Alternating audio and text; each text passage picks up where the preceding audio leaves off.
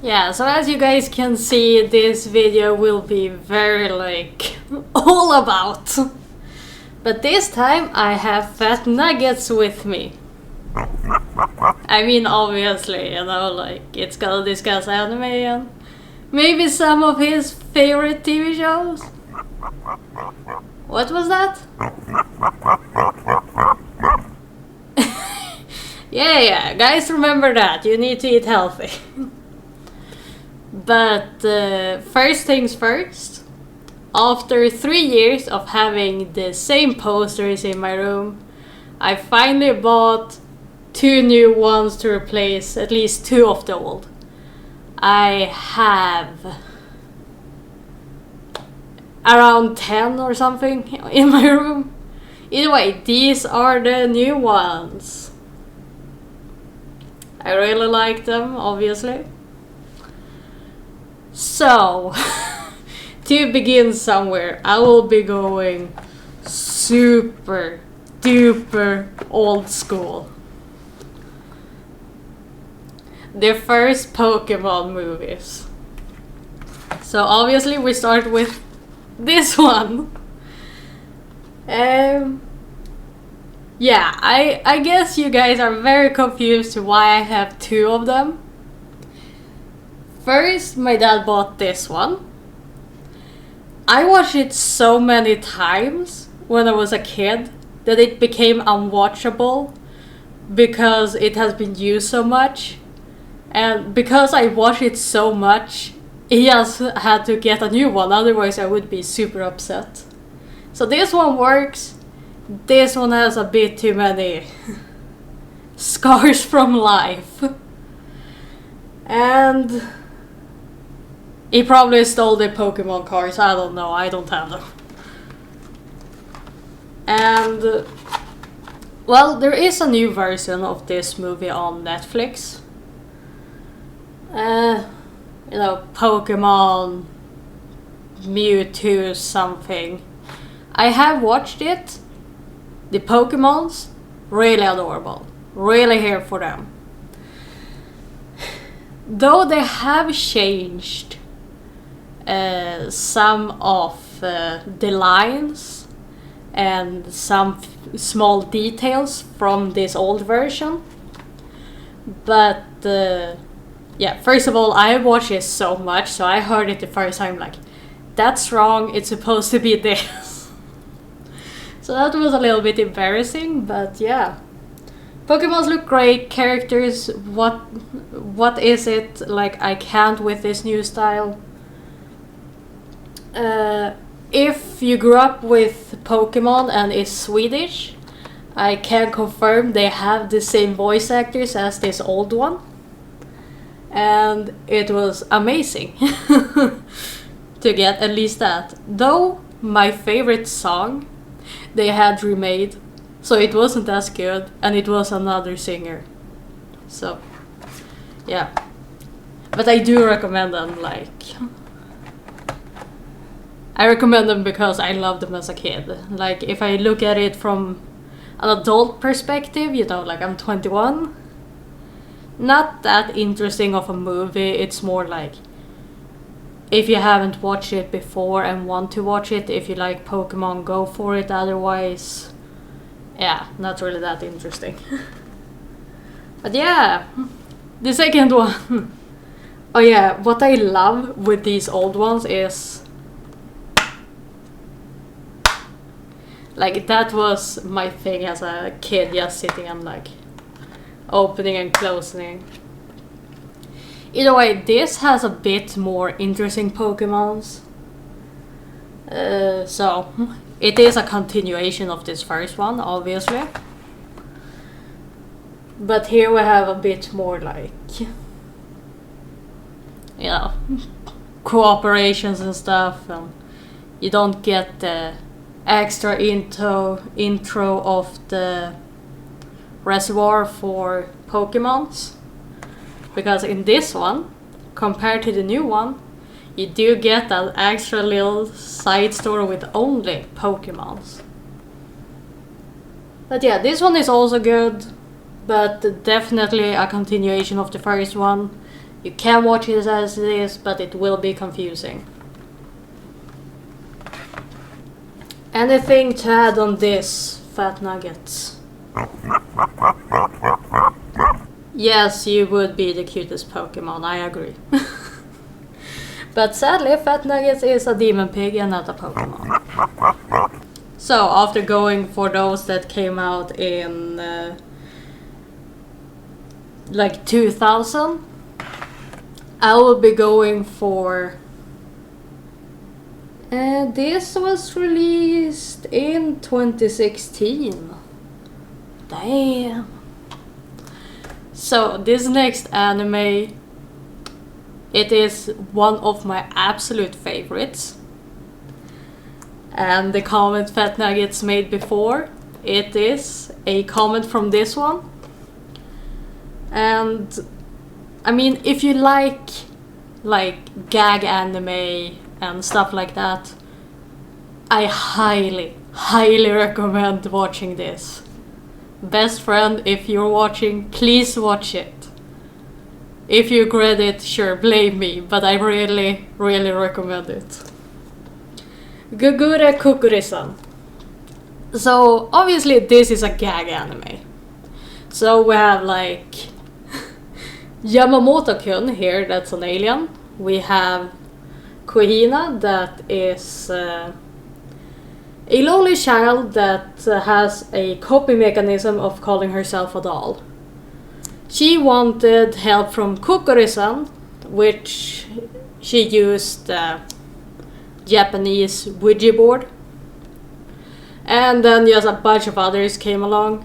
But this dude, do not get yourself like a dog spirit haunting you. Like, don't. But yeah, it is super fun. Love the intro, love the characters, all the gag stuff is hilarious. And I do think we can learn from this, like, it is supposed to be a joke, but her coping mechanism, because she's lonely, is to call herself a doll. And dolls, they don't have like feelings or needs for others or something like that.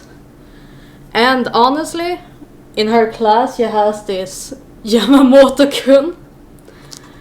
But since she is a child, she doesn't understand why kokkuri-san says he's weird. He's just Yamamoto-kun to her. He's just another person that she likes. So yeah, I do think you can learn something from it. And I love it. It has... How many times can I say I love it? It has like huge part of Japanese like folklore. You know, like you have a tanuki, you have a kitsune, you have a tengu, yeah, all that. And the big description. Through the task, though the task is daunting, the child is waiting. So to save her from herself, it's time for a haunting. And that's all you're getting from me. I hope you guys like this, that I do try and not spoil things, even though I am reviewing them. Because honestly, like, I'm just reviewing them as a whole. I don't want to spoil things. So, yeah. This next one is very specific. It is an ecchi anime. So it does have some hints toward explicit sexual content. Though I tend to ignore them. Like, I think it is what you make it for. Like, if you think of it as sexual, it becomes sexual. But if you think of it as just another normal thing, it's not really anything. And what is it that I'm talking about? No Game, No Life. This one... Well, I obviously also have the movie. But this series, I love it. I love the idea of it. I love the style. It is simply amazing. I could deal without the hints toward sexual things, but it is what it is. So except for those few moments, I really like them, and obviously I prefer the movie. It has like sexual things, and like the quality and the animation is way better than this one. Maybe because this one, the anime, came out in 2014, while this movie came out in, I think, 2020, 2021. Oh god, they don't even say here. Either way, just some year ago. Few years ago. And it is this Isekai, you know, like they get transported into another world and they have to use their smarts. And it has some humor, very nice soundtrack. I mean, it's not much in its own, like maybe I would give it a 7 as a whole, but for me, I'm so hooked on it. I would give this like 8, 9 and this a 10. Like if you're gonna watch something, do watch the movie. It is touching. I have cried every time. I think I watched it 5 times. It's still amazing. Soundtrack is even better than the anime. Yeah, I just highly recommend it, so please put this in the thumbnail, YouTube, because I'm too lazy to do it on my own. So yeah, obviously I do recommend the anime, recommend the movie even more, because you can like skip out on the movie, you can skip out on the anime, but you get so much more context if you take both. Because this is a bit of a prequel to the anime, and it gives some more like depth to why they were transported to another world. So yeah. So the second to last I have is very, very famous. And if you haven't noticed, I'm very much for art style, maybe because I'm an artist myself. But this one has also been very high rated on the plot, the animation, especially the backgrounds, like. And it's so sad and it's so romantic, and I'm so here for it. Because you don't have to see it as a romantic relationship, you can see it as just a deep friendship. And it's your name. So, I think this one is hard to like not know about if you're in the anime space of internet. Like everyone seemed to have watched this because it's so great. Like, I have nothing else to say. Like, it's heartwarming, it's sad, it's beautiful, both plot-wise and just the animation. Like, though if you don't like romance or you want more action, this is not it. But if you just like a normal friendship, romance, drama type thing, yes. But obviously I have to have something for those that like a bit more speed, you know, have a bit more need for speed. Red Line. So this one, I can try and see when it came out. This came out in 2010. This is basically 70% Fast and Furious and 30% Star Wars. This one took them 7 years to make because of all the details and like the animation, because when it comes to animation style, I can't even, like, I find this amazing. I find it absolutely amazing. I love the style. It's so new. And I grew up with Fast and Furious. So this was definitely my style, you know. I grew up with Fast and Furious and Star Wars because my dad liked them. So he was like, hey yo, like these too. And obviously I started liking. But yeah, this took them a very long time. It is more like electro music in with the soundtrack, but it does give a nice feel to it. Obviously it's about racing and it's a bit more like space, you know, like oh god, what is it called?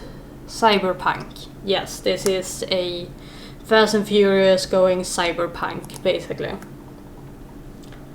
And they do have a bit of romance in the background of this plot, and I mean, obviously.